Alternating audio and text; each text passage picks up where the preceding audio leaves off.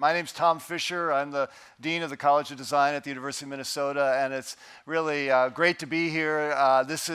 Like many of you, I go to a lot of conferences. This is by far my favorite conference. There's so much content, as I think you will find in the next 2 days, that is so powerful and very useful. So we do want to make these conversations, so think about questions as you're listening to the speakers, and we have a kind of conversational format here for the Q&A, and I'll be watching for you to raise your hand, so do participate and be involved. This is our fifth summit, and every year it's gotten bigger and bigger. I think we have 300 plus registrants this year. And how many of you are here for the first time to a Geodesign Summit? Wow, a lot. It's amazing. Really, that's great. We have people from 16 industries, 19 different countries, and 33 states. So this has really become an international phenomenon. How many of you are primarily academics, teachers, faculty? Okay, so a good number. How about practitioners? My sense we have a growing number of practitioners, good. Let's see, students, I know we have, okay, good, starting to get students, great. Who else? State and local government, do we have, okay, a few, good. When we looked across the disciplines, we have attendees from architecture, banking, biology, conservation, design, development, ecology, forestry, finance, health, insurance, landscape architecture, mining, marine science, oil and gas, planning, parks, transportation, sanitation, urban design, and water, among others. So I think that gives you a sense of how diverse we are in terms of our disciplines, which is fantastic. I mentioned how we have people from multiple countries. The Geodesign summits have started to happen elsewhere. This past year we had a summit in Europe, in Holland, where we had about 250 in attendance, and we had one in Beijing, China, which had not only 500 in the audience, but 50,000 online. So that gives you a sense of the interest in this field and its growing audience. I think another measure of its popularity and its emergence has been the rise in the number of academic programs that are involved in this. Kellyanne Foster did a really great article in the Fall Arc News on this, but there are programs in Penn State, Philadelphia University, Northern Arizona, USC, universities of Arizona, Georgia, and Wisconsin, and I know that there are a lot of other schools that have courses and are thinking about programs, and I think that that again shows that there's a lot of student interest, faculty interest, and a growing sense that this is a valuable skill set in the work world. So I think you will see the range of applications of geodesign in the next 2 days, and look forward to also hearing from all of you. We have a lot of breaks in this conference with the idea that we want you to be networking as much as possible during the breaks, so please do that. Just a minute, I thought I would just talk about, so what is geodesign, which is a question that you probably get as much as I do. There's been an interesting back and forth by email that Carl Steinitz and Tess Canfield have had with Mike Flaxman, who I know is here, and Stephen Irwin. And after a few variations, I think this is its current definition, which is geodesign applies systems thinking to the creation of proposals for change and impact simulations in their geographic contexts, usually supported by digital technology. So this is a evolving definition. But the way I think about it is that it is something that is a kind of marriage of the incredible spatial power of both GIS and geography and design. It's a coming together of these two fields in ways that hasn't happened before, and GIS has been the way in which that has happened. And I think, obviously, both these fields of geography and design are about the planet and about the people and the various species that live on the planet. But one of the things that I think is a contribution that geodesign makes is that it marries the data-rich analytical power of GIS with the creative, speculative, synthesizing methods of design. And in some ways, I think about that over time, which is that GIS is this powerful tool to help us understand the world as it was and as it is. And design is a very powerful method to think about the world as it could be. And so marrying that ability to understand what we face today, what we know about the world, and then what are we going to do about it, makes geodesign particularly powerful at a time when we have got to figure that out pretty fast. And it's probable that the things we're going to be doing in the future are going to be quite different from what we've been doing in the past, because what we've been doing in the past hasn't been working very well. And so I think that this is the kind of thing that drives a lot of us here, is that this is the way in which we will increasingly be working in the future. And I think as we envision these projects, as we see these projects, we'll see many more applications. I was in a breakfast meeting this morning with a group of representatives from some of the health systems here in the Inland Empire, thinking about how do we use geodesign tools to basically create a healthier population. So those are the kinds of questions that are starting to come to geodesign and to this movement. Well, none of this would have happened without the vision of Esri and without the vision of its founder and president, Jack Dangermond, who I know you all know of, many of you know, and as somebody who has himself over his career sort of straddled this field of being both in the GIS world as well as coming out of landscape architecture, out of a design discipline, this has been something that has really emerged from Jack's vision, and I thought it would be best if we heard it from Jack himself. So please welcome Jack Dangermond. Thanks. Good morning. Good morning. How are you? I see some old faces that are really my friends, and then many people that I've never met before. So welcome to Redlands, welcome to this conference, and that's a very heavy load that you put on my shoulders, that it would have not happened without me. I think that's absolutely not true. In many ways, geodesign is something that I think is inevitable. And I think it's built on the notion that we don't have a sustainable way of doing things right now. We're going to have to shift. That's a good context for us to think about. And you, as practitioners, particularly you in the academy, but also in private practice, I think will become the instruments for realizing geodesign in the future. Currently, you and I are living at a time where we're facing some challenges which are enormous. Things that couldn't be fathomed even a few decades ago. These deal with continued population growth, the change that that's having on our land uses, the change that it's impacting in terms of climate, and on and on. You can't pick up the newspaper without this every single day in our face. And what is the counterbalance to these trends? Who are the people that have the big ideas to stop it, other than micro changes here and there? I think it's in the world of design, and more specifically in this field of emerging geodesign, geographically changing what we do, or changing what we do geographically, and affecting these challenges. Collectively, we need to create a better future. This is what Bran Farron told us last year at this conference. We need to bring all of the best science and the best technology and the best design thinking to address these sorts of challenges, particularly in this generation. So I suspect that it's not by chance that we are here. it's inevitable that there has to be a reaction to the kinds of trends that are emerging and impacting our world today.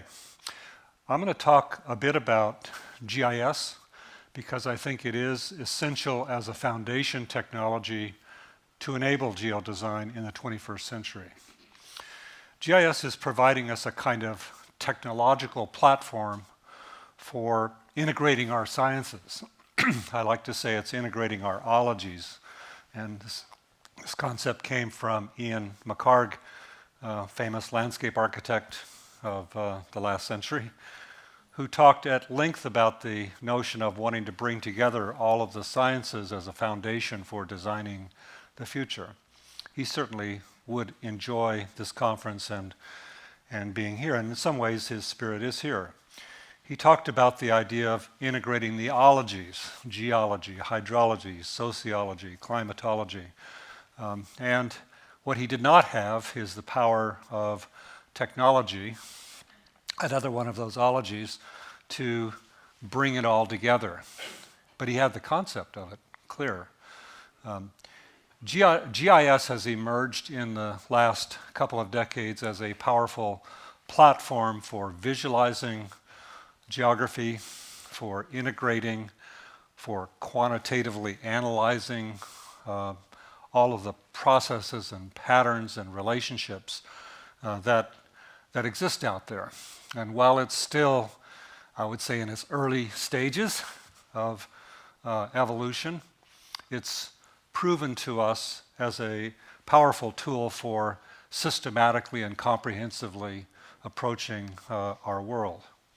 It's also provided us the practical means, a tool that we can actually use on a day-to-day basis. And I think we might say it empowers this next step that it must take of geodesign. What is it? Geodesign has lots of definitions, but for me it's taking geographic knowledge, integrating it with the design process, and allowing us to create alternative plans and evaluate them and make better decisions. And this process is not the domain of simply designers or planners, or it actually belongs to virtually all of us in almost every field. I liked that Tom mentioned we've got insurance people and banking people and people who do retail site selection, and also we have many design-based professionals here. Because this is a kind of pervasive, I think it will become a kind of pervasive technology. Clearly the definitions keep evolving, and I am so enchanted with this conversation, Carl, that you and others have been having, because it suggests that we're keep trying to get it right. But it is certainly cross-disciplinary, and it encompasses many of the concepts, many methodologies. I would say it's almost innate to us as human beings. And these words are going to be talked about during this conference. The definitions are going to be talked about again and again. And we will see some very exciting applications. And again, these applications are across many fields. These slides reflect some of your work in urban planning and master planning and in building healthy communities and economic development. These slides suggest that it's being used in open space planning and resource planning and in conservation. From urban gardens to master planning to locating where Harley-Davidson motorcycle stores should be. Lots of different churn here, from bike routes to bus routes, looking at alternatives, understanding their consequences based on strong science information. Geodesign is beginning to be applied at the building space or campus space in organizing and arranging optimum solutions for room configurations. It's being applied to food production and to risk assessment and flood analytics, for example, in order to mitigate or plan for disasters. It's helping us pick where we can pick the best place for wind or solar or other energy development. GIS is about integration for me. That's been sort of the thing that occurs to me, both integration of the data, bringing the ologies together like I mentioned, but the other interesting dimension of it is that indirectly it has the ability to integrate people in common conversations using geospatial information. It breaks down some of the barriers. I first realized this in Carl Steinnitz's class, that he brought together many different departments and Harvard into a laboratory, economists, water people, planning people, landscape architects, and others. And they held a conversation about the future of Boston using a gaming simulation GIS-based iteration. People began to learn from each other and collaborate from each other in this setting.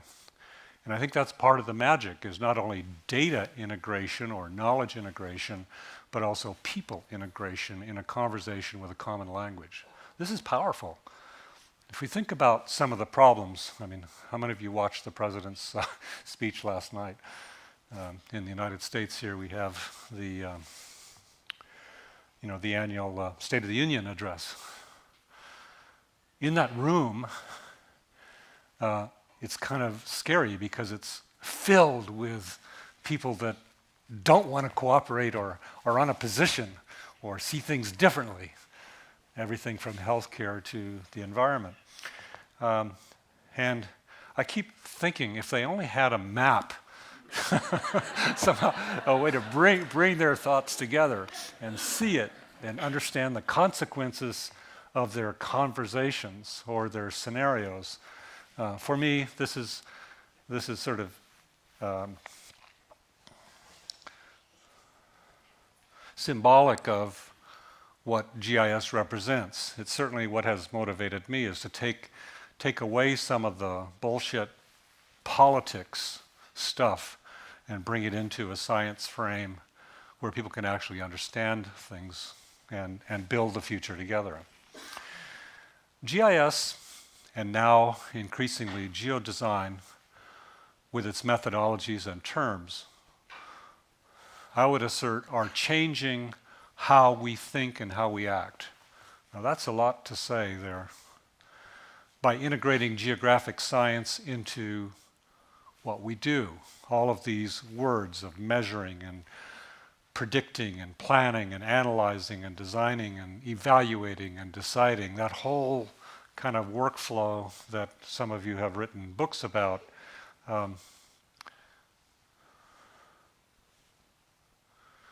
is interesting. The problem is that only a few people use it. Increasingly, there are people using it, but really, there's only a few people using it. And given those challenges that we're facing, this has got to change if we're going to really actually turn it around. So, as a technologist, I think a lot about the impact of technology, but this little device had a huge impact. We can now all get connected with each other, talk, email, text. And now that it's become geospatially enabled, we can know where each other is and how to get there and all of that. In that sense, this little stupid device, not so stupid, but is transforming our relationship with the planet and with each other. I keep thinking, couldn't we do the same thing with GIS and geodesign? If GPS and satellite images and all of the technologies associated with this device were able to reach now about a third of the planet, couldn't we do the same thing with GIS so that the foundation of geodesign could actually be at the fingertips of virtually everyone? So I think the answer is that we could. So also, I would assert, and try to make the point in a couple minutes, that is exactly what's going to happen. If we look at GIS in its history, it has been a system for organizing digitally geographic information so that we can use it in various domains. And it has been applied in cadastral parcel mapping, in forestry, in the organization of natural resource data. It's been used in automated map making by cartographers. It's had a rich and multidisciplinary domain. It involves organizing data, transactionally updating it, and being able to use it for graphics and analytics in various ways. Pretty interesting history. And so it has brought this vision of integration of information and collaboration to many different people.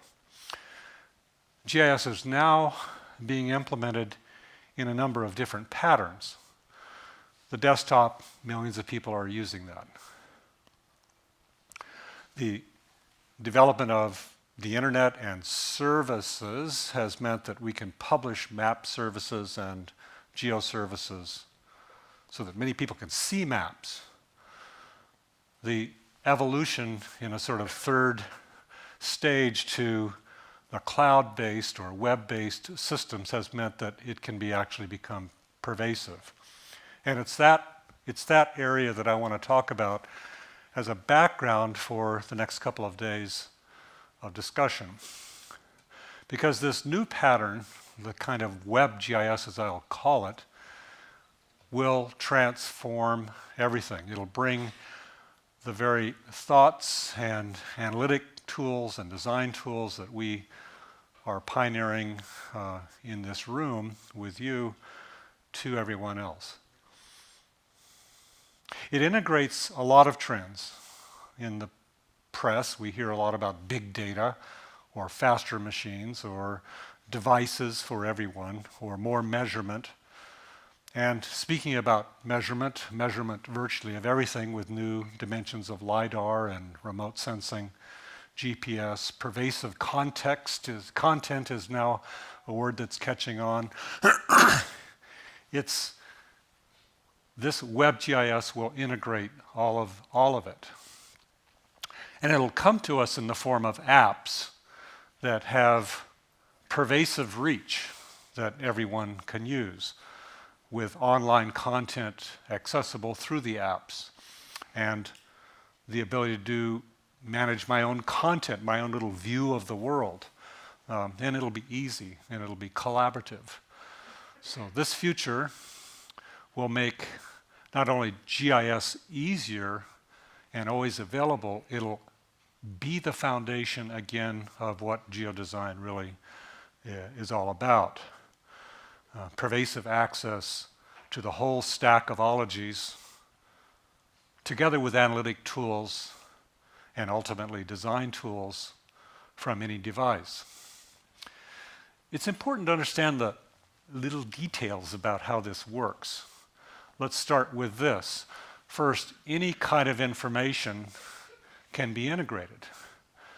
Our traditional map data and image data and services, but also tabular data like spreadsheets to big enterprise databases, social media data, real-time sensor network data, and reaching back into the very large volumes of our history, as Tom mentioned, big data feeds, so we can see the whole thing. Now this pattern is built on something called web services, or Webnapped as I like to call them. So if we look back in history, when Ian McHarg was still around, our technology was about map overlay. As the digital world emerged and computational geography was realized, we could see these in a GIS database, multiple views on a single set of information. But it had to be in one data bank, and that was troublesome because reality, measured by the different ologies, has its own little, domain its own classification system for the data, their own data models or their own way of organizing reality. Are you with me on this? So when you try to put it all in one data bank, different people, well, they didn't want to do it because it required one computer, and also it required bending the data models so that they would, in a way, compromise the truth. Maybe some of you have not been in those meetings before. You know what I'm talking about? This new pattern is interesting because it allows us to take distributed data sets in as services, kind of like this. I can read in any data set as a web map or a REST service and integrate it dynamically over the web rather than putting it into a database in the beginning. This is really quite transformational, and it's been sort of sneaking up on us over the last couple of years. What does it mean? It means that I can visually overlay these dynamic distributed services. The dynamic distributed services can be kept in the location of whoever creates them, and they serve it as services rather than centralize it. This is organizationally interesting. It means not only can I visually overlay it, I can also do spatial analytics against it. The backbone of what geodesign is all about, being able to analyze, predict, interpret information, not just visually, not just through mashups, but actually online distributed modeling. This is starting to emerge. It's not perfect yet, but it's where the technology will go. This will help us take all of the information in different institutions and bring it together dynamically. It means that people can keep their data in their own little, what do you call it? Silo, okay, silo. Each of us have our own names, our own little dirt ball of existence. And this technology can dynamically bring it together. This creates new possibilities, enormously new possibilities, that'll support more collaborative approaches. And as people learn to serve their data, not simply open data, but open services, as they learn how to serve their information across the web, they will learn how to serve each other and collaborate. That has enormous implications. WebGIS becomes a platform where geospatial professionals who are maintaining their data sets in geocentric forms serve their information to knowledge workers, to designers, to the public. It works on any device and can integrate in with the big databases in the sky that run most organizations. This will make mapping and ultimately geodesign available to everyone across organizations and beyond. What is the technology behind this? First off, cloud, with its huge resources for organizing and management of data, is coming alive with live data services. These are ready-to-use maps, not data that have to be manipulated and worked on. It just sort of cuts a lot of that stuff out because GIS professionals build it and maintain it. So we'll be able to have the best available and global data sets available to use. These include base maps of all kinds, topographic base maps, street base maps, image-based maps, and some of you are using this, so you know what I mean. It also includes demographic data and also landscape data. So instead of spending in the private sector half of your time gathering up all the data so that you can begin to do design, I just connect and start using it. Instead of spending half of the studio time in an academy getting students. I think that was it, Carl. Half of the bloody semester was gathering all the data, key punching all that crap in, getting the maps run, learning Fortran at the same time. It was tough. I mean, today, students can simply dial in and just like with iMusic, Apple's, I don't need, yeah, right, iTunes, what did I, sorry, don't ever quote me on that. Instead of, I can just listen to the music and start to use the music. This is a big change. So it's not only like that, but it's also available. Apps on these devices provide the access, viewing and query, field data collection, mapping, situation awareness, story maps. These kinds of apps come alive. And I realize that, this is only 2014. And apps are just starting. Imagine the plethora of apps that will emerge in the next 5 years. It's just beginning.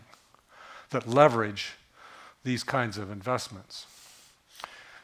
Landscape Planner app, they're going to show this, is a project that my colleagues have been working on for the last, 2 years really. It's collecting all the landscape information in the United States. We're now working on Africa. That allows people to then, in an app, design a project, organize their data that they're going to use, run some analytics, evaluate them, basically following Dr. Steinitz's methodology to quickly design and evaluate quick impacts. And we'll see presentations on this thing, although this is just one example of what's going to emerge. Desktop GIS complements the world of lightweight apps that run on anything. They allow us to do data compilation and more heavy-duty analytics and visualization in various ways. So these two worlds, the app world, the desktop world, run on a server services basis connected by the web. That's the way this actually works. And in the desktop space, we're also seeing advancements, and we'll see this week some new capabilities in the form of procedural modeling. Procedural modeling is a kind of new capability. It's an old capability, but it's a new capability and interesting for 3D GIS. This procedural modeling, I wouldn't say really started in Hollywood, but that's where it got its real launch in making movies, in designing sets and building very large background sets, like a set for movies like Cars, and I'm almost embarrassed to say all the names of these movies because they're so weird. But the world of animation popularized this notion of being able to use rules to build these visualization sets. Procedural design tools provide a very flexible way to visualize and analyze cities. Add landscapes. They're rules driven, so you build a little rule that expresses a building, and in the rule you can embed things like the impact of that building on water usage or runoff, or the impact of that building on traffic. So as you build the buildings, you can quickly analyze the implications of it. And this procedural design tools is interoperable with other things like 3D CAD or other 3D visualizations. I think this is also just emerging, but has tremendous power. Procedural design, we would say, is smart. That's a way to describe it. It's data-centric, but rule-centric as well. So you set up these rules, and as these two diagrams show, you have a design and its evaluation built in the design. The infiltration rate of the top pair shows the runoff of this particular design expression. Or the design and its housing inside of a 3D envelope or a 3D zoning envelope. So you can set up performance measures or performance reports based on the design. You're designing and evaluating at the same time. Procedural design has been applied in a number of landmark cases. This one was in Honolulu. It was the transit-oriented design to get people in and out of downtown, and the impacts visually are shown on the right of with transit, without transit. And the mayor, who presented a few years ago at our users conference, lost the election, but anyway, he was great. He at least understood this, but it didn't do him any good, actually. But yeah, it's too bad. You get the idea. Quickly, I can evaluate alternative scenarios, and while it costs about the same, we've been doing some assessments of this, to do it with procedural design or without, the difference is that you can look at many, many alternatives and evaluate the quantitative impacts of this. So it's pretty powerful. This is another interesting part about this procedural design tool is that what has been invented is the ability to do 3D visualization without plugins in a browser. For some of you, that'll be impressive. For most of you, it won't be. But imagine that I could share a 3D model like this in a browser and allow citizens without any software, this is all running without software, by the way, to look at before and after scenarios like this, or do shade and shadow analysis of a building configuration, or look at things like 3D zoning as it relates to the city plan, or looking at crime rate as it relates to an urban environment, or looking at, you get the idea? I build an expensive 3D model. How do I get it so that people can actually look at it? This web scene capability allows me to basically share 3D realities with citizens with nothing more than a browser or a device to be able to look at it. That's a technological breakthrough. While this is not something that you haven't seen before, it certainly illustrates what's possible given a shift in the technology like this. So technology matters in many cases. It can really help us. It can help us accelerate the concepts and visions of geodesign further. 3D is expanding across the geospatial platforms, and they will become pervasive data set. There will become pervasive data sets on these technologies.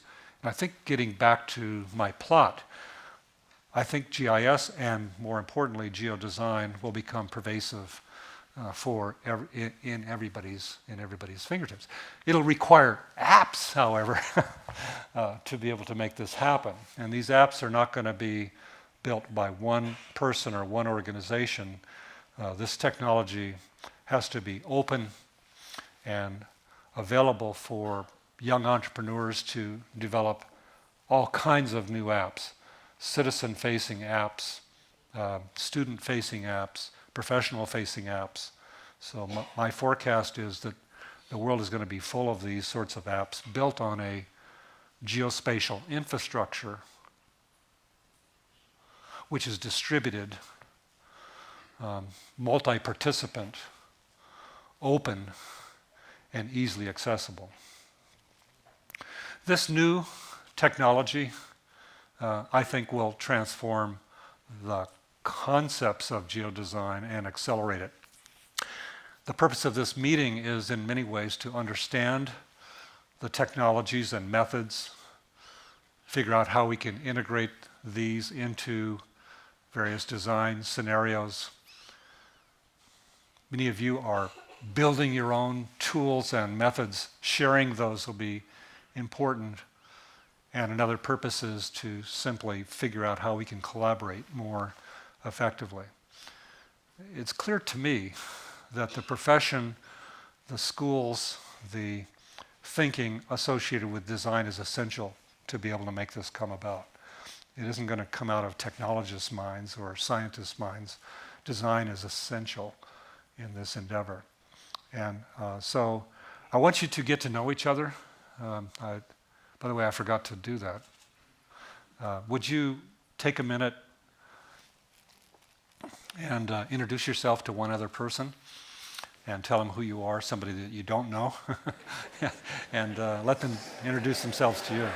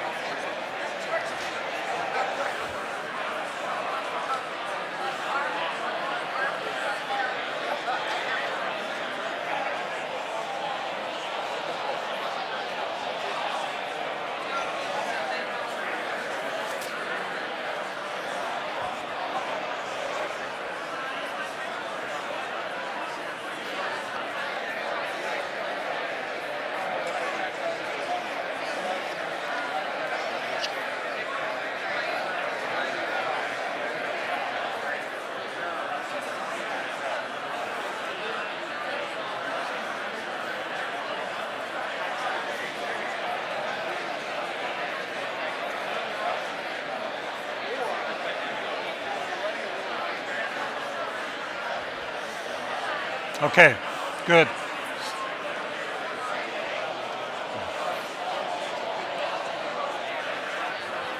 Great, thank you. That's good. Have 2 more slides? Are we running too late? Good, thank you. Excellent.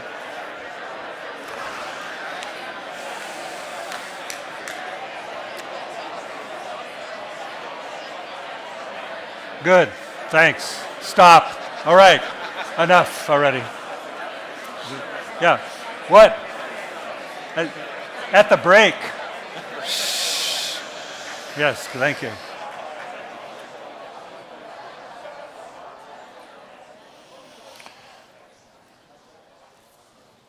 I like to do that because it just reminds us all of the tremendous energy and knowledge that you have in the room. Did you meet somebody interesting? Right away. So the purpose of this will be to listen to some presentations, but the bigger purpose is to get to know each other. I think geodesign as a concept is a social phenomena. It requires much more than technology. I'll conclude with this. I started with, we need to create a better future, that's clear. And we need to do that for our families, for our organization, and ultimately the planet.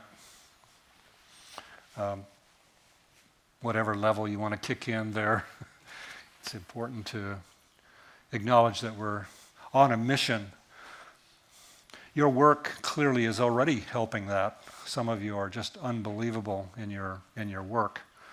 And being able to leverage not only the science world and the technology world, but also these design talents are really important. I think the field that we'll talk about for 2 days of geodesign is going to accelerate our understanding of the planet and inspire not simply you in this room to do better or to better teach students or to do better projects, but also to inspire design thinking as a way to approach problem solving on the planet. Embracing these patterns and building on your existing knowledge, I think, can actually transform the world. I thought a lot about this last night. I think there's no other force that I can think of which actually will do it as effectively as if we were able to amplify, is the right word, the very thing that you're about on the planet.